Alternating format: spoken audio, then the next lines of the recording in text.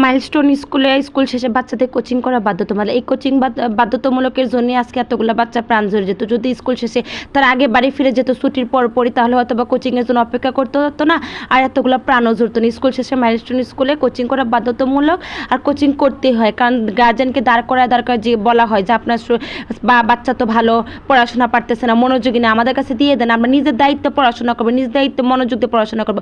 আমার কথা হলো এই যে মাইলস্টোন স্কুল না, প্রত্যেকটা প্রাইভেট স্কুল কলেজে একই কথা করা হয় যে আপনার বাচ্চা পড়াশোনা ভালো না, ওরা পড়াশোনা মনোযোগী না, কোচিংয়ে দেন, স্কুলে ম্যাডামের কাছে প্রাইভেটে দেন। আমার কথা হলো যে এত টাকা দিয়ে, এত হাজার হাজার টাকা দিয়ে যদি প্রাইভেট স্কুলে পড়ানো লাগে, তারপর যদি ম্যাডামদের কাছে কোচিং প্রাইভেট পড়ানো লাগে, তাহলে আপনাদেরকে এতগুলো টাকা দেওয়ার মানে কি?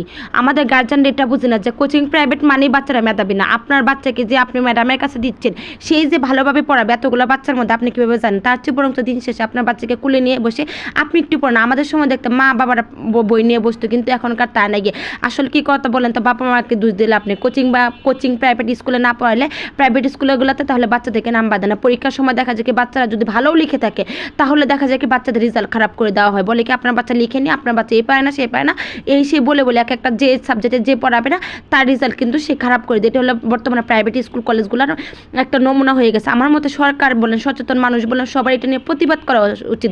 এই কোচিং বাণিজ্য বন্ধ করে স্কুলের মধ্যে, স্কুলের স্যার ম্যাডামদের কাছে কোনো কোচিং প্রাইভেট চলবে না, এগুলো নিয়ে প্রতিবাদ করা উচিত। প্রতিবাদ না করলে তো দিনের পর দিন এটা অটিস্টিক হয়ে যাবে। বাচ্চারা কোচিং প্রাইভেটের মধ্যে ঢুকে যাচ্ছে, বাচ্চারা জানে না বইয়ের ভিতরে কী আছে, বাচ্চারা গাইড বইয়ের মধ্যে ঢুকে যাচ্ছে, বাচ্চারা জানে না বইয়ের ভিতরে কী পড়ানো হচ্ছে, কী জানানো হচ্ছে। আসলে বাচ্চারা কিছুই জানে না, বাচ্চারা এই কোচিং প্রাইভেটের মধ্যে ঢুকে যাচ্ছে। আর আমার গার্জেনরা মনে করি যত বেশি কোচিং, যত বেশি প্রাইভেট, তত বেশি আমার বাচ্চা ব্রিলিয়ান্ট, তত বেশি আমার বাচ্চা ভবিষ্যৎ। আচ্ছা বলেন তো, আপনার আমলে কিংবা আমাদের আমলে যখন এত কোচিং প্রাইভেট ছিল না, তখন কি আমরা পড়াশোনা করিনি? তখন কি ভালো রেজাল্ট করিনি?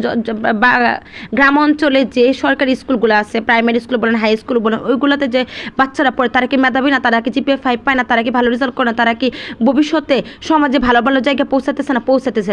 ওই যে শিক্ষকগুলো আছে, প্রাইমারি স্কুলের শিক্ষকগুলো, তারা তো দিন শেষে বলে না যে আমাদের কাছে কোচিংয়ে দেন, আমাদের কাছে প্রাইভেটে দেন, তারা তো বলে না, কিন্তু তারা কিন্তু বাচ্চাদেরকে পরিপূর্ণ শ্রমটা দেয়। আমাদের সময় দেখতাম কি পরীক্ষার 10 দিন আগ পর্যন্ত ক্লাস চলতে, কিন্তু এখনকার দিনে বাচ্চাদের ক্লাসই হয় না, বাচ্চারা ক্লাসে যেতে চায় না, বলে কি ক্লাসে গিয়ে কী হবে, ক্লাসে পড়া হয় না, তার চেয়ে বরং কোচিং করে প্রাইভেট পড়ি, কোচিং প্রাইভেটে অনেক বেশি জানানো হয়। এগুলো কে করতেছে? স্যারেরা করতেছে, ম্যাডামরা করতেছে। এই স্যার ম্যাডামদের মুখোশ খুলে দেওয়া উচিত। এই স্যার ম্যাডামদের জন্যই বাচ্চাদের ভবিষ্যৎ নষ্ট হচ্ছে।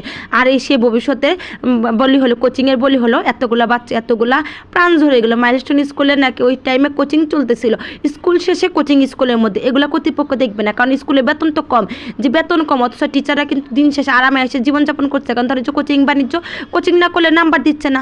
আমার কথা এগুলো কি ঠিক বলেন তো?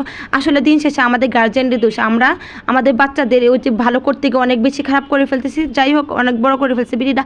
সব ভালো থাকেন, সুস্থ থাকেন, আর ভিডিওটা ভালো লাগে থাকলে শেয়ার করে দেন। আর কিছু বলার নাই। আল্লাহ হাফেজ।